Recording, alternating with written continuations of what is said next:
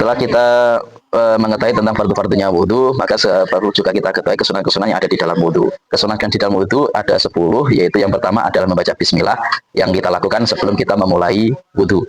Kemudian yang kedua adalah membasuh kedua telapak tangan sebelum kita memasukkan telapak tangan ke dalam air. Baik itu dengan ketika kita mengambil air ke dalam wadah atau kita mengambil air dari kran atau dari pancuran. Nah, itu kita bersihkan lebih dahulu. Kemudian yang ketiga adalah berkumur. Kemudian yang keempat adalah menghisap air ke dalam hidung.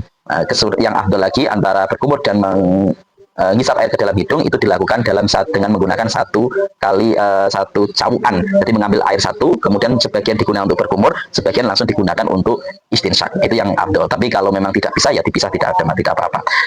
Kemudian yang kelima adalah mengusap seluruh kepala, seluruh bagian kepala. Kalau mengusap sebagian kepala tadi masuk dalam fardu atau yang wajib, yang rukun dalam fardu.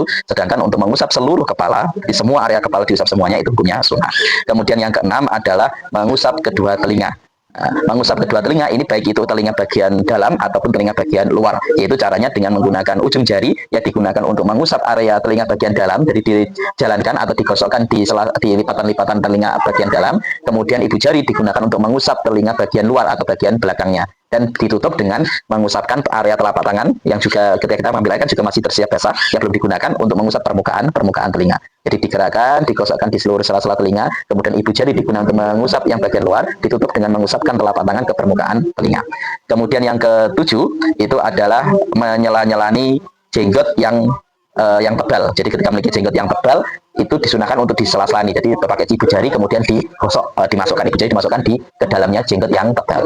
Sedangkan kalau untuk jenggot yang tipis hukumnya wajib untuk menyampaikan air kepada jenggot dan juga kulit yang ada di dasar atau yang ada di dalamnya jenggot itu kalau jenggotnya tipis. Tapi kalau jenggotnya tebal maka sunnah untuk menyela-nyelani tadi. Jadi menggunakan jari-jari kemudian dimasukkan ke dalam jenggotnya.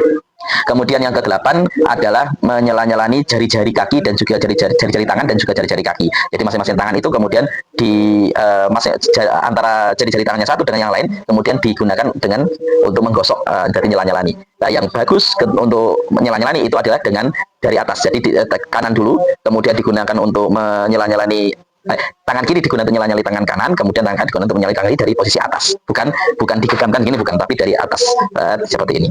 Kemudian untuk menyela-nyelani kaki itu yang bagus ada dengan menggunakan jari kelingking. Dimulai dari jari kelingking kaki sela-sela jari kelingking kaki kanan, semisal ini kaki kanan dia disela-sela dengan jari kelingking, digosok satu berjalan kemudian diakhiri dengan kelingking jari-jari kaki sebelah kiri. Kenahannya selanjutnya yaitu yang ke-8